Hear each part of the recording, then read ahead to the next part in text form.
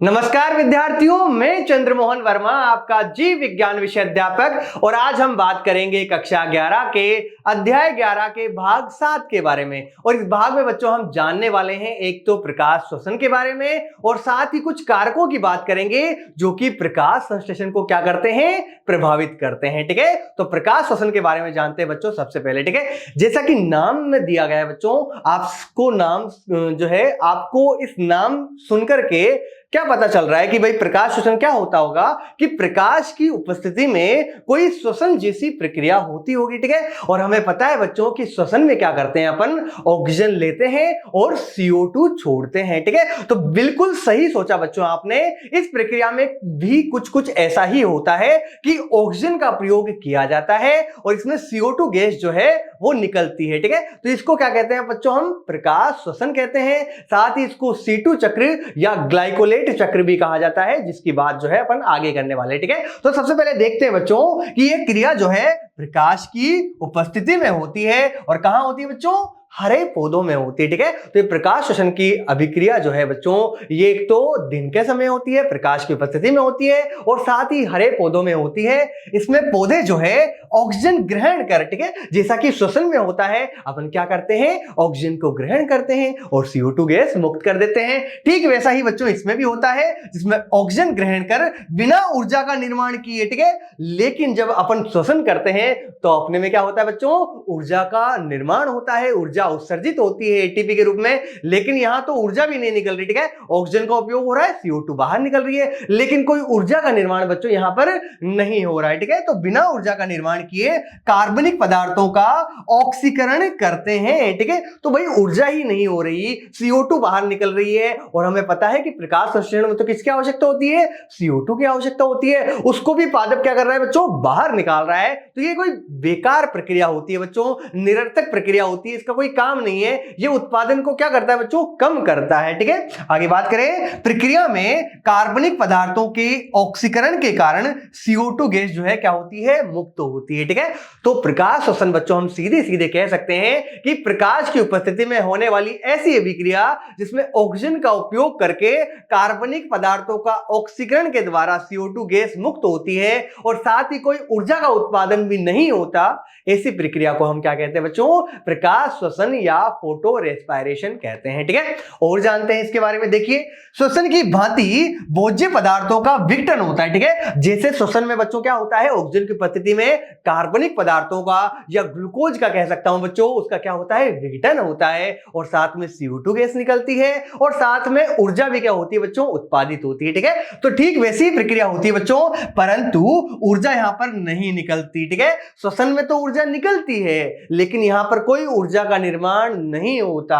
अतः ये कैसी होती है बच्चों, नष्टकारी या फिर निरर्थक प्रक्रिया होती है। इस प्रक्रिया का कोई मतलब ही नहीं है जब इससे क्या, ऊर्जा ही नहीं निकल रही। ठीक है, नेक्स्ट, ये प्रक्रिया जो होती है बच्चों प्रकाश श्वसन की, केवल C3 पादपों में जो है देखी गई है। ठीक है, और यहां पर जो सबसे मुख्य रोल होता है बच्चों, वो होता है एक एंजाइम जिसका नाम है रुबिस्को। ठीक है, क्या नाम है बच्चों, रुबिस्को नाम का क्या होता है, एक एंजाइम होता है जिसका सबसे महत्वपूर्ण रोल होता है किसके अंदर, इस प्रकाश श्वसन अभिक्रिया के अंदर। ठीक है, और ये एंजाइम की बात हमने कब की थी बच्चों, ये की थी हमने C3 चक्र के अंदर या फिर केल्विन चक्र के अंदर। ठीक है, और ये रुबिस्को एंजाइम क्या कर रहा था बच्चों, RUBP को, जो कि 5 कार्बन का एक यौगिक होता है, उसको CO2 के साथ जोड़ करके क्या बना रहा था, वो बना रहा था बच्चों हमारे 3 कार्बन का यौगिक जिसका नाम था फॉस्फोग्लिसरिक अम्ल या फॉस्फोग्लिसरेट। ठीक है, तो प्रथम स्थायी यौगिक जो है वो बनाने में कौन सा एंजाइम काम आ रहा था, रुबिस्को नाम का एंजाइम। ठीक है, तो ये एंजाइम की प्रवृत्ति बच्चों यहां पे इस चित्र के माध्यम से अपन जानते हैं। देखो,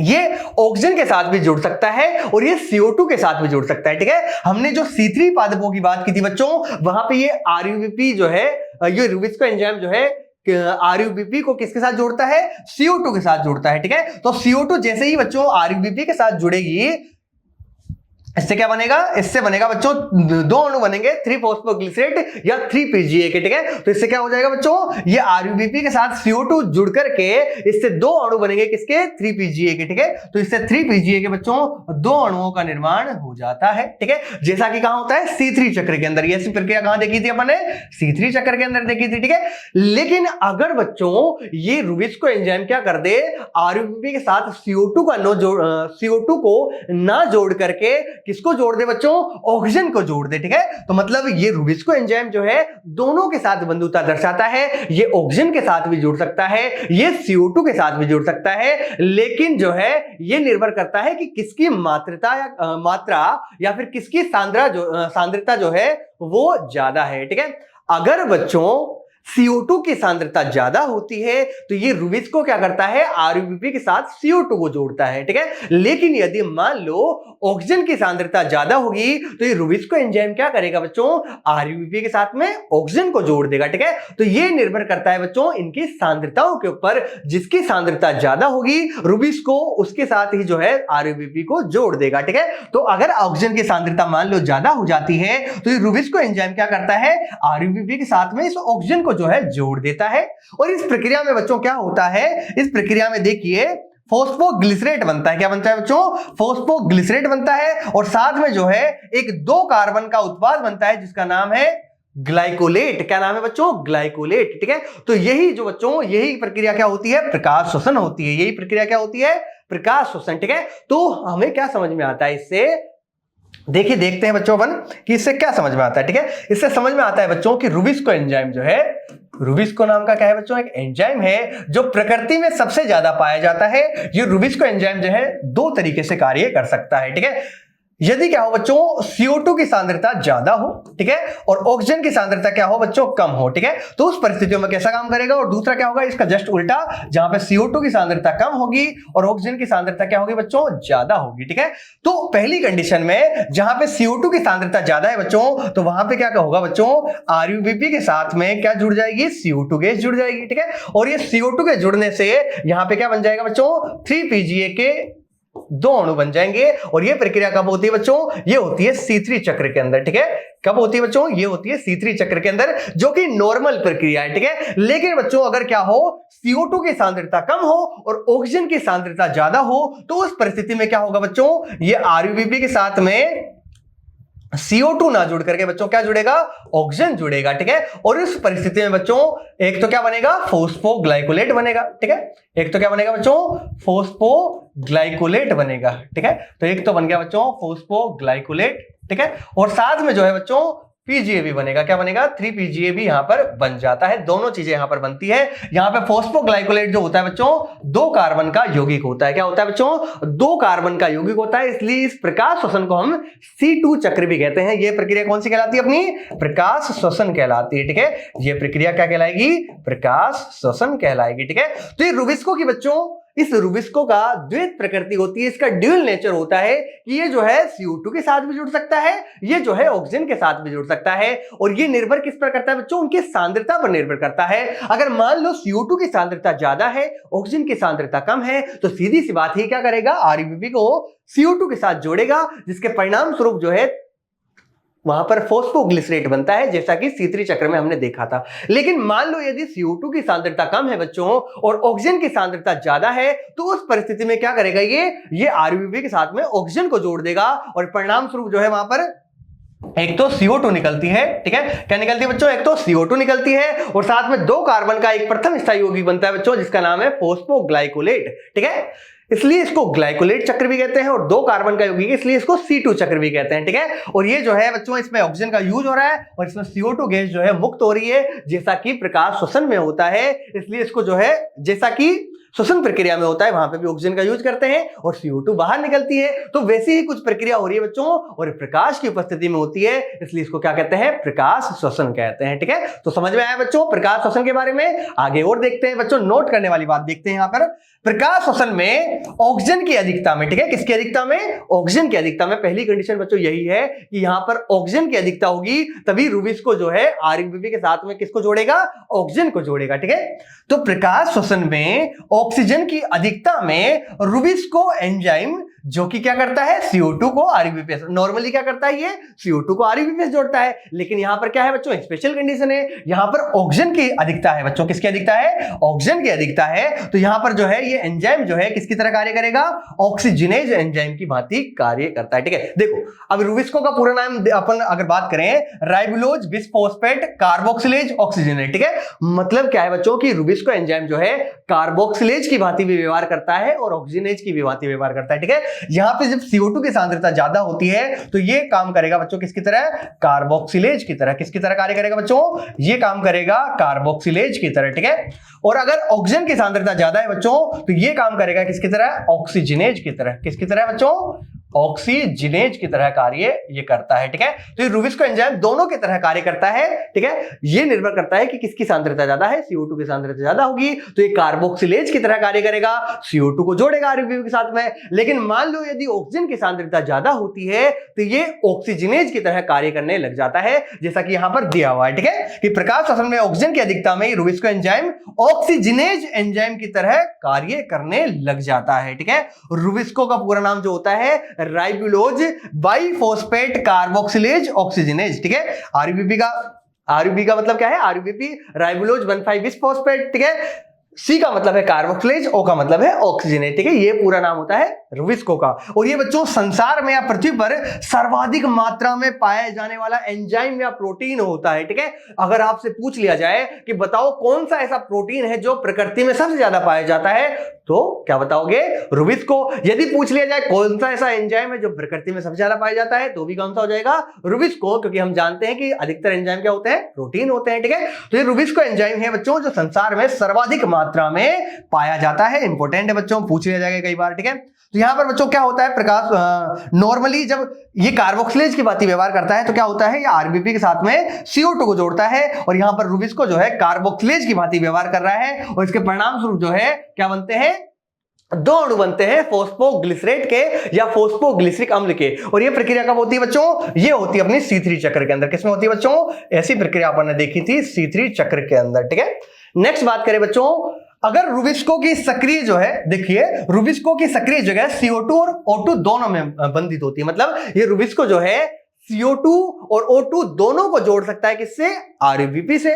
नेक्स्ट, CO2 और O2 का अनुपात यदि समान, ठीक है, मान लो कि CO2 और O2 जो है बराबर मात्रा में उपस्थित है, तो उस स्थिति में क्या होगा बच्चों, ये रुबिस्को एंजाइम जो है RUBP के साथ में नॉर्मली किसको जोड़ेगा, CO2 को जोड़ेगा। किसको जोड़ेगा, CO2 को। लेकिन यदि मान लो ऑक्सीजन की सांद्रता ज्यादा है तो वो ऑक्सीजन को जोड़ने लग जाएगा। लेकिन अगर बराबर है तो CO2 को जोड़ेगा, CO2 की ज्यादा है तो भी CO2 को जोड़ेगा।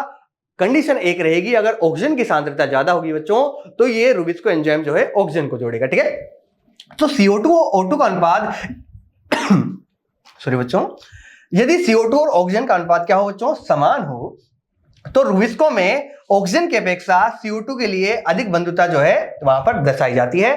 मतलब नॉर्मल परिस्थिति में जब दोनों का मान समान होगा बच्चों तो ये किसको जोड़ेगा, ये CO2 को वहां पर जोड़ता है। ठीक है, नॉर्मली मतलब कार्बोक्सिलेज की भांति व्यवहार करता है।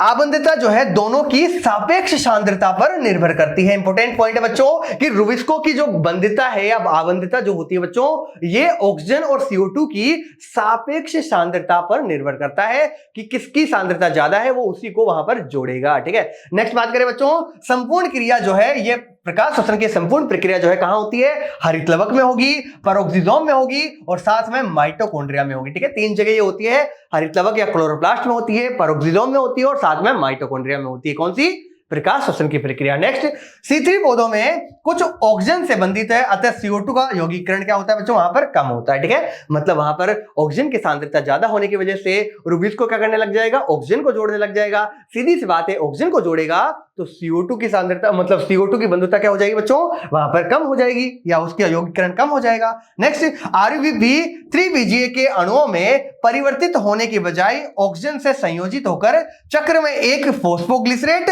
अणु तथा फॉस्फोग्लाइकोलेट अणु जो है वहां पर बना देता है। ठीक है, मतलब क्या कहना चाह रहा है कि यदि नॉर्मली जो है ऑक्सीजन की सांद्रता क्या है बच्चों, ज्यादा है, तो उस परिस्थिति में जो है RUBP के साथ किसको जोड़ेगा, ये ऑक्सीजन को जोड़ेगा और वहां पे क्या बनता है बच्चों, एक तो जो है वहां पर फॉस्फोग्लाइकोलेट बनेगा। क्या बनेगा बच्चों, फॉस्फोग्लाइकोलेट बनेगा एक तो।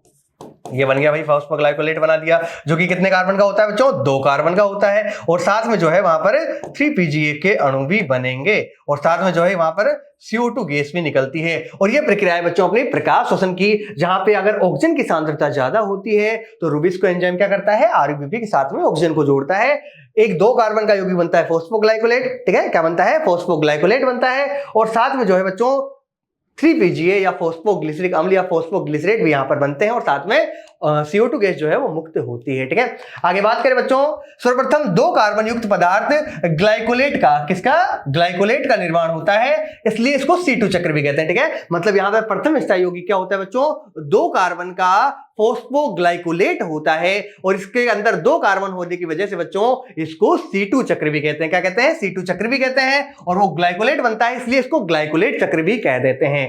चक्र अधिकतर उन पौधों में होता है बच्चों जिनमें C3 चक्र द्वारा CO2 का क्या हो बच्चों, स्थिरीकरण हो। मतलब ये मोस्टली किसमें पाया जाता है, C3 पौधों में पाया जाता है। प्रकाश श्वसन आपसे पूछा जाए कि किसमें पाया जाता है बच्चों, ये पाया जाता है C3 चक्र या C3 पौधों के अंदर, ठीक है। C3 चक्र किसमें मिलता है, C3 पौधों के अंदर मिलता है, ठीक है।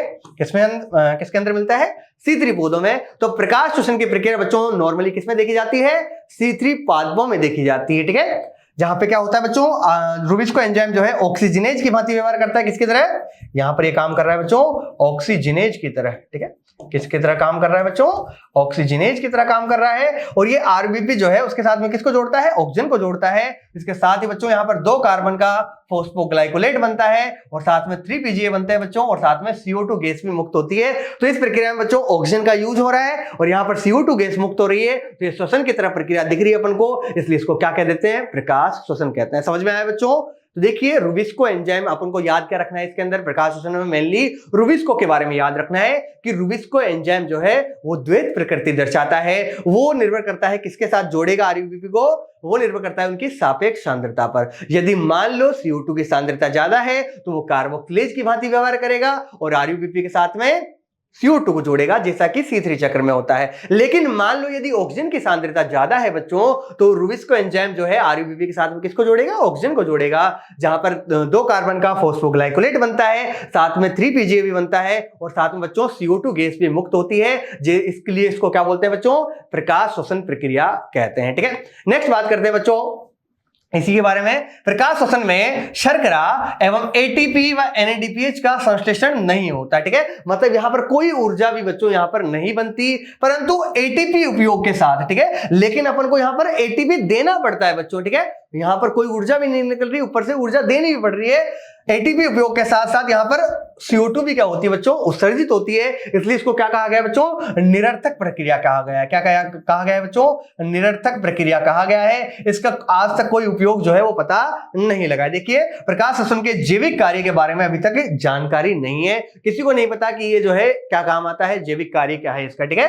C4 पौधों में प्रकाश श्वसन नहीं होता है, ठीक है। बात करें बच्चों C4 पौधों की, तो वहां पर प्रकाश श्वसन नाम की कोई प्रक्रिया वहां पर नहीं होती। यह प्रकाश श्वसन कहां मिलता है बच्चों, केवल हमें C3 पादपों के अंदर मिलता है, ठीक है। और ये निरर्थक प्रक्रिया है बच्चों, ये CO2 को बाहर निकाल रही है, तो CO2 की अगर सांद्रता कम हो जाएगी बच्चों, तो हमें पता है प्रकाश श्वसन में तो CO2 की आवश्यकता होती है, इसलिए जो है C3 पौधों की उत्पादकता भी क्या होती है बच्चों, C4 पादपों से कम होती है, जिसकी बात करेंगे अभी। देखिए C4 पौधों में प्रकाश श्वसन नहीं होता, क्यों, क्योंकि एंजाइम स्थल पर जहां पर ये जुड़ना होता है, जहां पर रुबिस्को एंजाइम होता है बच्चों, वहां पर CO2 की सांद्रता बच्चों क्या हो जाती है, बढ़ जाती है। और हमें पता है, पहले ही बात हम कर चुके हैं कि यदि CO2 की सांद्रता क्या हो बच्चों, ज्यादा हो, तो सीधी सी बात है जो रुबिस्को एंजाइम है वो कार्बोक्सिलेज की तरह कार्य करेगा और वहां पर जो है CO2 को जोड़ेगा किसके साथ में, RUBP के साथ में, और जो है वहां पर फॉस्फोग्लिसरेट बनता है, ठीक है।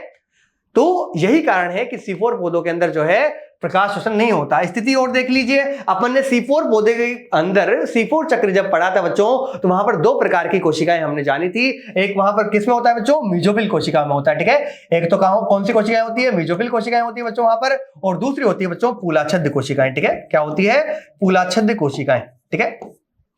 तो मेसोफिल कोशिकाओं में क्या होता है बच्चों, सबसे पहले जो है बाहर से CO2 आती है जो PEP या फॉस्फोइनोल पायरुवेट के साथ में जुड़ती है और उससे क्या बन जाता है बच्चों, 4 कार्बन का प्रथम स्थायी यौगिक बनता है जिसको बोलते हैं अपन ऑक्जेलो एसिटिक एसिड। ठीक है, अब ये ऑक्जेलो एसिटिक एसिड जो है बच्चों किसमें बदल जाता है, मेलिक या एस्पार्टिक अम्ल में बदल जाता है। किसमें बदल जाता है, मेलिक या एस्पार्टिक अम्ल में बदल जाता है। ठीक है, अब ये मेलिक या एस्पार्टिक अम्ल जो है कहां आ जाता है, मूलाच्छेद कोशिकाओं में आ जाता है और यहां आकर के बच्चों इसका क्या हो जाता है, कार्बोक्सिलेशन हो जाता है। क्या हो जाता है बच्चों, कार्बोक्सिलेशन हो जाता है। ठीक है, और कार्बोक्सिलेशन जब होगा तो सीधी सी बात हमें पता है बच्चों कि इसमें क्या होती है, CO2 गैस बाहर निकलती है। ठीक है, तो ऐसा कहां हो रहा है बच्चों, मूलाच्छेद कोशिकाओं में हो रहा है। तो CO2 गैस अगर वहां पर मुक्त होगी तो सीधी सी बात है मूलाच्छेद कोशिकाओं में क्या हो जाएगा, CO2 की सांद्रता बढ़ जाएगी और अगर CO2 की सांद्रता बढ़ गई बच्चों तो रुबिस्को एंजाइम जो है वहां पर कार्बोक्सिलेज की तरह ही कार्य करेगा। वहां पे कोई चांस नहीं है कि वो किसकी तरह कार्य करे,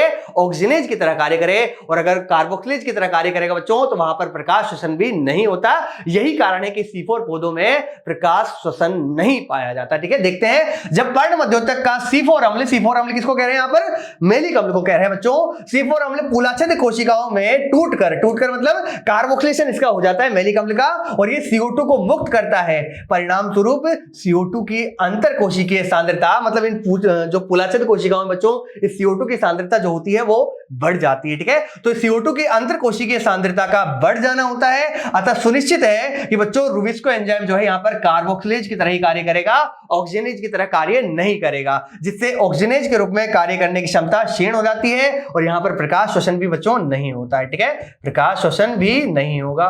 ठीक है, तो यही कारण है बच्चों कि C4 पादपों के अंदर प्रकाश श्वसन नहीं पाया जाता। ठीक है, क्या होता है, C4 पौधों के अंदर प्रकाश श्वसन नहीं पाया जाता। ठीक है, अब बात करते हैं बच्चों हम प्रकाश संश्लेषण को प्रभावित करने वाले कारकों के बारे में। ठीक है, तो प्रकाश संश्लेषण को बच्चों अनेक कारक जो है प्रभावित करते हैं। ये कारक जो है बच्चों, ये कारक बाह्य भी हो सकते हैं और ये कारक पौधों के अंदर या आंतरिक कारक भी हो सकते हैं। ठीक है, तो बात करते हैं बच्चों प्रकाश संश्लेषण को प्रभावित करने वाले कारकों के बारे में। ठीक है, तो प्रकाश संश्लेषण की दर जो है बच्चों, किसकी, प्रकाश संश्लेषण की जो दर होती है बच्चों पौधों तथा फसली पादपों के उत्पादन जानने में अत्यंत ही महत्वपूर्ण होती है। ठीक है, कैसे जान सकते हैं भैया, ठीक है, यदि मान लो हमें पता है प्रकाश संश्लेषण की दर क्या है, उच्च है। ठीक है, अगर प्रकाश संश्लेषण की दर उच्च होगी तो सीधी सी बात है उसमें जो बनने वाला कार्बोहाइड्रेट या भोजन है वो भी क्या होगा, ज्यादा होगा। और अगर कार्बोहाइड्रेट बच्चों वहां पर ज्यादा हो रहा है तो उसका उत्पादन भी क्या है, ज्यादा है। ठीक है, तो प्रकाश संश्लेषण की दर अगर हमें पता है तो हम उसका उत्पादन भी बता सकते हैं। ठीक है,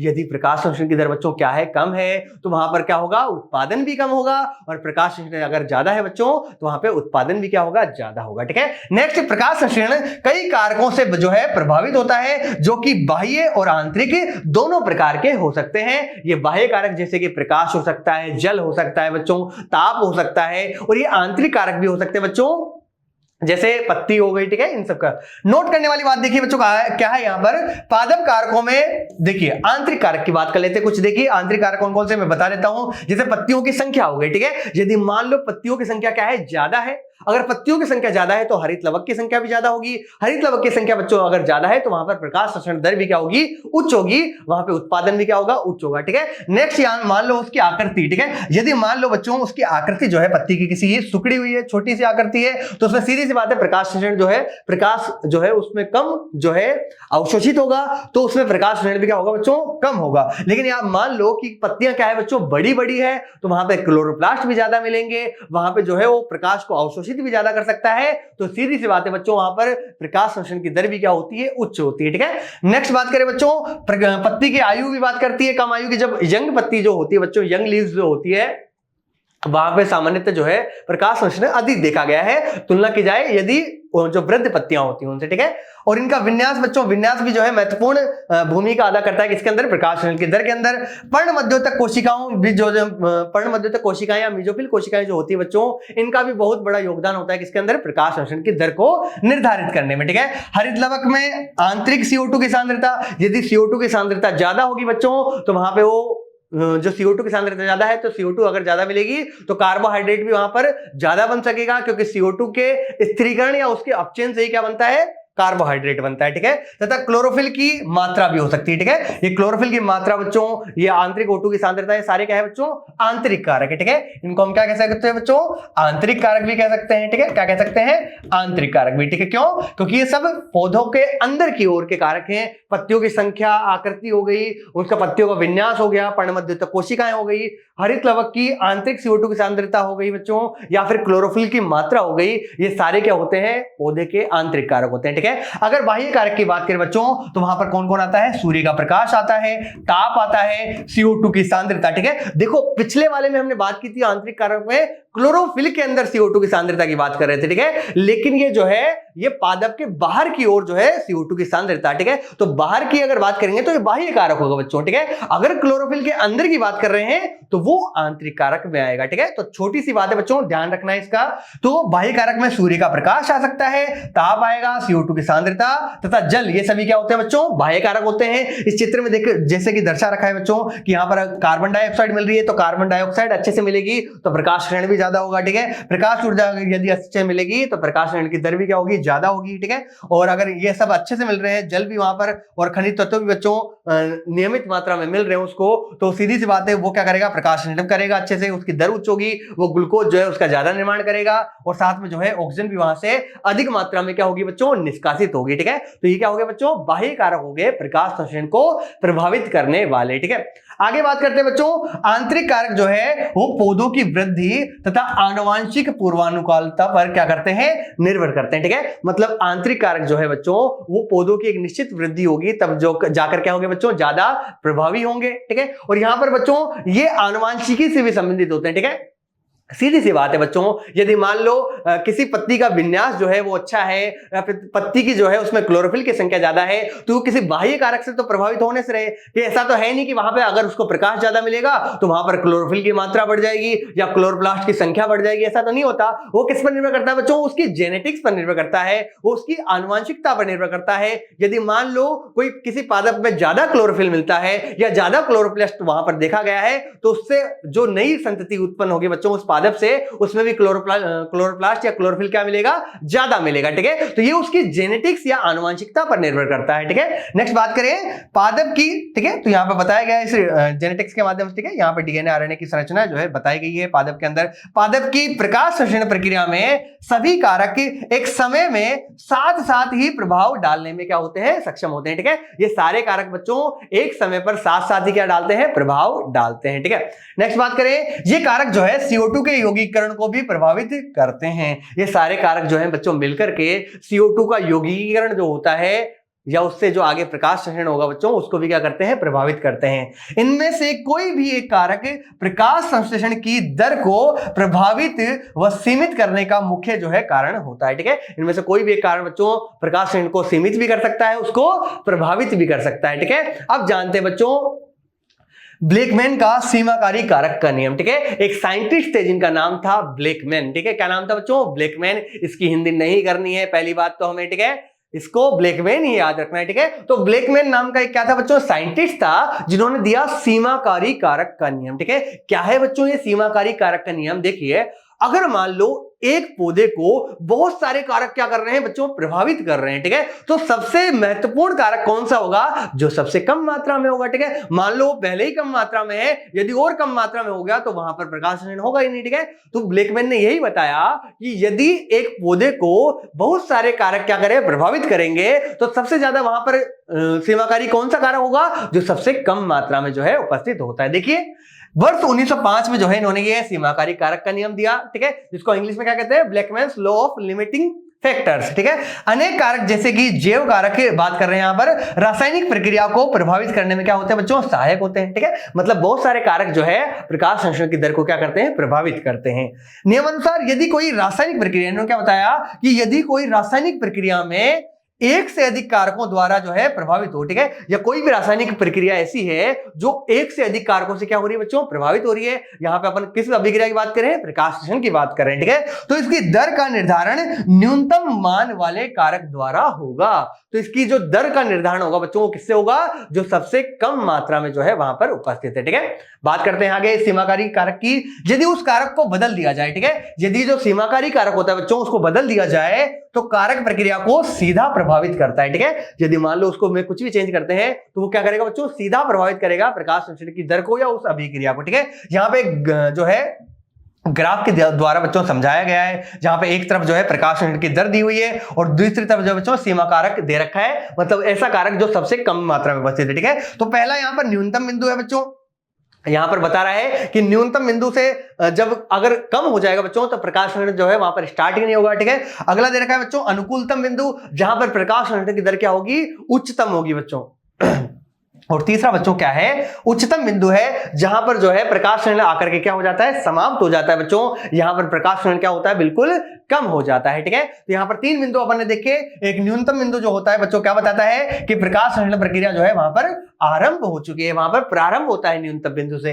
अनुकूलतम बिंदु की बात करें बच्चों तो प्रकाश संश्लेषण प्रक्रिया जो है वहां पर क्या होती है, अधिकतम होती है। और उच्चतम बिंदु की बात करें तो वहां पर प्रकाश संश्लेषण प्रक्रिया का क्या हो जाता है बच्चों, समापन हो जाता है, ठीक है। तो तीन प्रकार के बिंदु होते हैं। मोस्ट इंपोर्टेंट कौन सा है, अगर सीमाकारी कारक की बात करें तो वहां पर न्यूनतम बिंदु जो है वो महत्वपूर्ण होता है, ठीक है। उदाहरण देखिए बच्चों, हरी पत्ती है, मान लो कोई क्या है, हरी पत्ती है और इसको जो है अधिकतम प्रकाश तथा CO2 की उपस्थिति, ठीक है। मतलब उसको प्रकाश भी बढ़िया मिल रहा है भाई, अच्छे से प्रकाश आ रहा है वहां पर, और CO2 भी उसको मस्त मिल रही है, कोई दिक्कत नहीं है, ठीक है। तो प्रकाश और CO2 बढ़िया मिल रहे हैं। लेकिन मान लो वहां पर यदि ताप बहुत कम मिल रहा है उसको, ठीक है, क्या मिल रहा है बच्चों, ताप बहुत कम मिल रहा है, प्रकाश खूब मिल रहा है, CO2 खूब मिल रहा है, लेकिन वहां पर बच्चों उसको ताप नहीं मिल पा रहा। तो सबसे कम कौन सी मात्रा में उपस्थित है, ताप जो है वहां पर सबसे कम मात्रा में उपस्थित है। तो यहाँ पर सीमाकारी कारक कौन हो जाएगा, वो हो जाएगा बच्चों अपना ताप, ठीक है। तो जब तक बच्चों ताप की मात्रा नहीं बढ़ाएंगे वहां पर प्रकाश संश्लेषण की दर भी बढ़ नहीं सकती। और यहाँ पर ताप ही क्या होगा बच्चों, सीमाकारी कारक होगा, ठीक है। तो प्रकाश संश्लेषण की जो है वहां पर नहीं हो पाएगा यदि ताप जो ज्यादा कम है।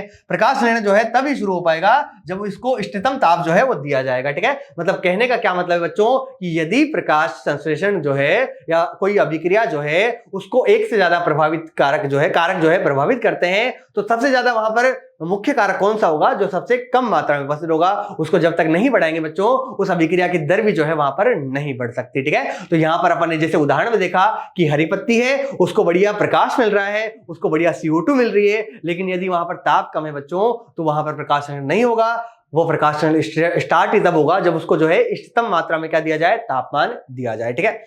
अब बात करते हैं बच्चों मुख्य बाह्य कारक, देखिए कौन कौन से हैं। जैसे कि अपन ने पहले बात कर ली, वहां पर प्रकाश ऊर्जा जो है या प्रकाश जो है मुख्य बाह्य कारक होता है। कार्बन डाइऑक्साइड वहां पर मुख्य कारक होती है, और वहां पर जल और खनिज तत्व भी क्या होते हैं बच्चों, प्रकाश संश्लेषण में मुख्य बाह्य कारक होते हैं, ठीक है।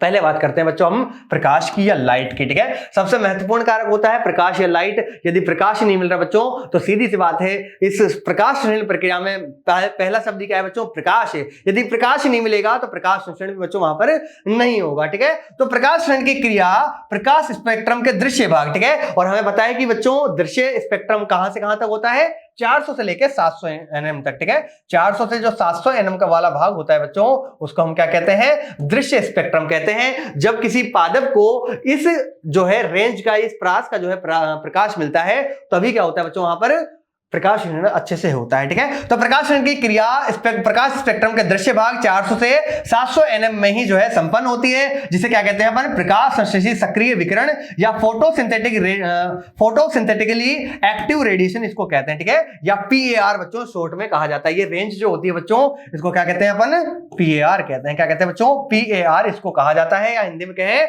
प्रकाश संश्लेषी सक्रिय विकिरण इसको कहते हैं। कहां से कहां तक, 400 nm से लेकर 700 nm वाली दृश्य स्पेक्ट्रम वाली रेंज के अंदर, ठीक है। प्रक्रिया जो है प्रकाश के प्रकार और उसकी तीव्रता पर द्वारा जो है प्रभावित होती है, ठीक है। एक तो प्रकाश के प्रकार पर और दूसरा उसकी तीव्रता पर जो है प्रकाश संश्लेषण की प्रक्रिया जो है क्या करती है, निर्भर करती है। प्रकाश यदि प्रकाश संश्लेषण को क्या करे, प्रभावित करने वाले कारक के रूप में हो तो निम्न के मध्य जो है अंतर की आवश्यकता होती है। मतलब ये कुछ कारक है बच्चों जो प्रकाश के होते हैं और सर्वाधिक प्रभावित करते हैं प्रकाश संश्लेषण की दर को, ठीक है। एक तो देखो बच्चों वहां पर प्रकाश की गुणवत्ता सही होनी चाहिए। अगर प्रकाश अच्छी गुणवत्ता का आ रहा है, 400 से 700 nm वाली लाइट का आ रहा है, तो वहां पर प्रकाश संश्लेषण की दर क्या होगी, उच्च होगी। दूसरा प्रकाश की तीव्रता वहां पर निर्भर करती है। प्रकाश की तीव्रता यदि सही न होगी तो वहां पर प्रकाश संश्लेषण की दर भी क्या होगी बच्चों, कम होगी। तीसरा वहां पर दीप्तिकाल, ठीक है। ये एक नया शब्द आया अपने पास। दीप्तिकाल का क्या मतलब होता है बच्चों, कि प्रकाश को या किसी पौधे को कितनी देर तक प्रकाश मिल रहा है, तो वो क्या कहलाता है बच्चों, दीप्तिकाल कहलाता है। ठीक है, तो इसके आधार पर दो तरह के प्लांट होते हैं। एक क्या होता है, शॉर्ट डे प्लांट, जैसे कि सर्दियों में बच्चों हमें पता है दिन कम देर का होता है। ठीक है, तो वहां पर उसको कम प्रकाश मिलेगा। ठीक है, तो ऐसे प्लांट को हम क्या कहेंगे, शॉर्ट डे प्लांट कहेंगे। ठीक है, और दूसरा जैसे कि गर्मियों में होता है बच्चों, वहां पर प्रकाश खूब मिलता है, दिन वहां पर क्या होते हैं बच्चों, लंबे होते हैं, तो उनको कहते हैं अपन लॉन्ग डे प्लांट्स। क्या कहते हैं, लॉन्ग डे प्लांट्स या एलडीपी उनको कहा जाता है शॉर्ट के अंदर। ठीक है, तो दीप्तिकाल का क्या मतलब है कि किसी पौधे को प्रकाश कितनी देर तक मिल रहा है, वो उसको क्या कहलाता है, दीप्तिकाल कहलाता है। ठीक है, तो ये जो है बच्चों मुख्य चीजें थी प्रकाश के बारे में। नेक्स्ट, कम प्रकाश तीव्रता पर आपतित प्रकाश तथा CO2 के यौगिकीकरण के दर के मध्य रेखिक संबंध होता है, रेखीय संबंध होता है। ठीक है, मतलब इनके बीच में अगर ग्राफ बनाए बच्चों तो लीनियर ग्राफ यहां पर बनता है। ठीक है, तो देखिए यहां पर ग्राफ बनाया गया है, एक तरफ जो है प्रकाश संश्लेषण की दर दी हुई है। ठीक है, एक अक्ष पर यहां पर प्रकाश संश्लेषण की दर दी हुई है, दूसरे अक्ष पर यहां पर प्रकाश की तीव्रता को बताया गया है। ठीक है, तो यहां पर देखिए जैसे जैसे अपन प्रकाश की तीव्रता बढ़ा रहे हैं, ठीक है, धीरे धीरे देखो यहां पर प्रकाश की तीव्रता जैसे जैसे बढ़ रही है बच्चों, यहां पर प्रकाश संश्लेषण की दर भी क्या हो रही है बच्चों, बढ़ रही है। ठीक है, जैसे जैसे प्रकाश की तीव्रता बढ़ा रहे हैं अपन, प्रकाश संश्लेषण की दर भी क्या हो रही है, बढ़ रही है। लेकिन देखिए एक निश्चित मान तक ये बढ़ेगी। ठीक है, एक निश्चित मान तक जैसे जैसे प्रकाश की तीव्रता बढ़ाएंगे तब तक प्रकाश संश्लेषण की दर क्या होगी, बढ़ेगी। लेकिन एक मान आते ही, संतृप्तता बिंदु आते ही बच्चों वो स्थिर हो जाएगी। उसके बाद में कितनी अपन प्रकाश की तीव्रता बढ़ा दें, उसके बाद में जो है प्रकाश संश्लेषण की दर नहीं बढ़ती है। ठीक है, तो यहां पे क्या होता है, दोनों के बीच में कौन संबंध है बच्चों, रेखिक संबंध है। किसके बीच में, प्रकाश संश्लेषण की दर के बीच में, और दूसरा प्रकाश की तीव्रता के बीच में। और ये क्या बताता है कि जैसे जैसे हम प्रकाश की तीव्रता को बढ़ाते हैं वैसे वैसे ही प्रकाश संश्लेषण की दर भी बढ़ती है, लेकिन एक निश्चित मान तक ही बढ़ती है बच्चों। उसके बाद में कितनी ही प्रकाश की तीव्रता बढ़ा दें वो क्या होता है, स्थिर रहता है या वो बढ़ता नहीं है। ठीक है, आगे बात करते हैं बच्चों। देखिए उच्च प्रकाश तीव्रता पर इस दर में कोई वृद्धि नहीं होती है, एक निश्चित मान तक की क्या होती है बच्चों, वृद्धि होती है।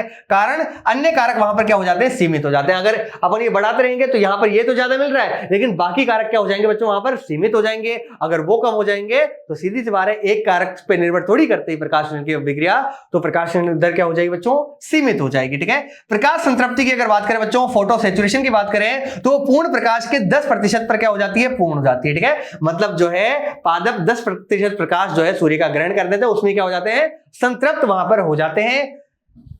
वैसे प्रकाश जो है बच्चों सीमाकारी कारक नहीं होता। ठीक है, वो कहां हो सकता है, मान लो कोई घना जंगल है, क्या है बच्चों, घना जंगल है, वहां पे क्या है बच्चों, कुछ छोटे पादप है, क्या है, छोटे पादप है। अब उन तक अगर प्रकाश नहीं पहुंचे, या छाया वाले क्षेत्रों में रहने वाले कुछ पादप है जहां पे अगर प्रकाश नहीं पहुंच रहा, तो वहां पे क्या हो सकता है बच्चों, प्रकाश सीमाकारी कारक हो सकता है। वरना प्रकाश कहीं पर भी सीमाकारी कारक नहीं होता है, प्रकाश लगभग सभी पौधों को मिलता है। तो ऐसे पौधे जो किसी छाया वाले स्थान पे उग रहे हैं बच्चों, घने जंगल में अंदर की तरफ छोटे पौधे जो पाए जा रहे हैं, उनको प्रकाश अगर नहीं मिलता है तो प्रकाश उनके लिए क्या हो सकता है, सीमाकारी कारक हो सकता है। ठीक है, तो छाया अथवा सघन जंगलों में उगने वाले पौधों में उनको छोड़ करके प्रकाश सीमाकारी कारक जो है वो कहीं पर नहीं होता है। तो प्रकाश मोस्टली सीमाकारी कारक नहीं होता है। कहां हो सकता है, एक तो घने जंगलों में मिलने वाले पौधों में, और एक छाया वाली जगह पर मिलने वाले पौधों के अंदर। ठीक है, आगे बात करते हैं। एक सीमा पश्चात आपतित प्रकाश क्लोरोफिल के विघटन का कारण भी बनता है बच्चों। ठीक है, हमने देखा था क्लोरोफिल जो है, जो कि क्या करता है बच्चों, प्रकाश जो ऊर्जा होती है उसको अवशोषित करता है, और उसको जो है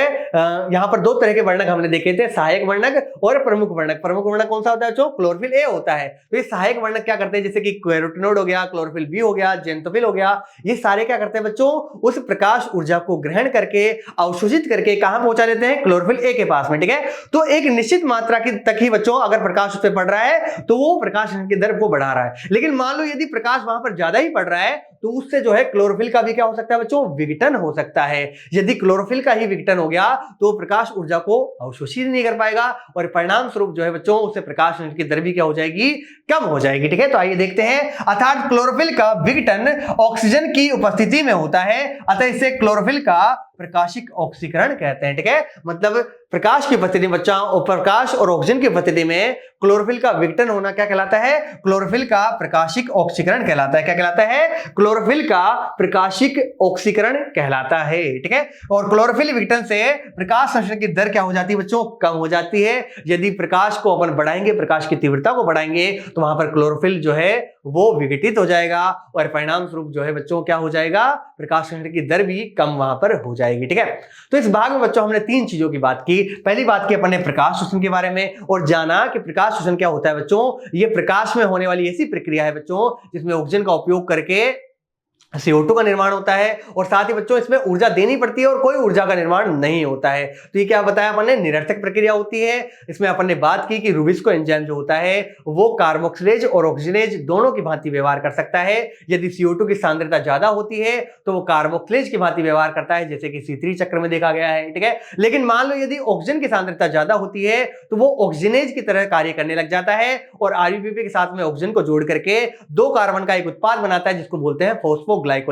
और इसी कारण इसको जो है C2 चक्र या प्रकाश शोषण भी कहते हैं, क्योंकि इसके साथ में जो है उप उत्पाद के रूप में CO2 भी बच्चों यहां पर निकलती है। ठीक है, दूसरी बात की बच्चों हमने ब्लेकमैन का सीमाकारी कारक नियम, और इसमें हमने जाना कि ब्लेकमैन ने बताया था कि यदि किसी पौधे को एक से ज्यादा कारक क्या करे बच्चों, प्रभावित करे, तो वहां पर सबसे प्रमुख कारक कौन सा होगा, जो सबसे कम मात्रा में उपस्थित हो। ठीक है, जैसे किसी पौधे को बच्चों बहुत सारे कारक मिल रहे हैं, उसको प्रकाश अच्छा मिल रहा है, CO2 अच्छा मिल रहा है, उसको जल भी बढ़िया सा मिल रहा है, लेकिन मान लो वहां पर ताप जो है बच्चों कम मात्रा में उपस्थित है, तो वहां पर सीमाकारी कारक कौन सा हो जाएगा, ताप हो जाएगा। ठीक है, तो जो सबसे कम मात्रा में होता है वही क्या होता है, सीमाकारी होता है, वही लिमिटिंग फैक्टर होता है। तीसरा अगर बात करते हैं बच्चों, तीसरी हमने बात की प्रकाश संश्लेषण को प्रभावित करने वाले कारकों की, और इस कारक में हमने जाना बच्चों किसके बारे में, प्रकाश के बारे में। और प्रकाश की बच्चों, प्रकाश की जो तीव्रता होती है, दीप्तिकालिता होती है, ये सब चीजें जो है प्रकाश संश्लेषण दर को क्या करती है, प्रभावित करती है। ठीक है, और हमने देखा कि प्रकाश संश्लेषण दर और प्रकाश की तीव्रता में क्या होता है बच्चों, रेखिक संबंध होता है। पौधे जो है 10%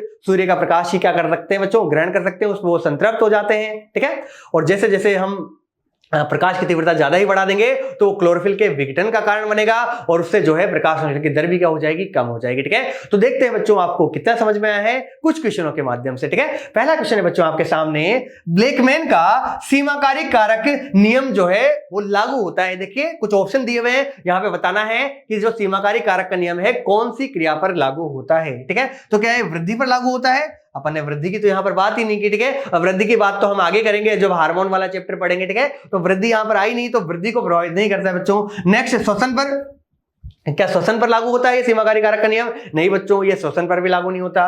कि क्या वाष्पोत्सर्जन पर लागू होता है, नहीं, ये वाष्पोत्सर्जन पर भी लागू नहीं होता। वाष्पोत्सर्जन तो क्या होता है बच्चों, जिसमें जो जल है वो जलवाष्प के रूप में पत्तियों के स्टोमेटा से बाहर की ओर जो है वो निकल जाता है, उत्सर्जित हो जाता है। क्या प्रकाश संश्लेषण संबंधित था, बिल्कुल बच्चों, ये सीमाकारी कारक का जो नियम है बच्चों किसका, ब्लेकमैन का। ठीक है, तो ब्लेकमैन का सीमाकारी कारक का नियम प्रकाश संश्लेषण प्रक्रिया पर क्या होता है, लागू होता है। और क्या बताता है कि अगर किसी पादप को प्रकाश संश्लेषण के अंदर एक से ज्यादा कारक उसको प्रभावित कर रहे हैं तो वो कारक सबसे प्रमुख होगा जो सबसे कम मात्रा में उपस्थित होगा। ठीक है, इसको क्या कहते हैं, सीमाकारी कारक का नियम कहते हैं। ठीक है, सेकंड क्वेश्चन देखते हैं बच्चों, प्रकाश श्वसन की क्रिया संपन्न होती है। ठीक है, तो हमें बताना है कि प्रकाश श्वसन की क्रिया जो है बच्चों वो कहां संपन्न होती है।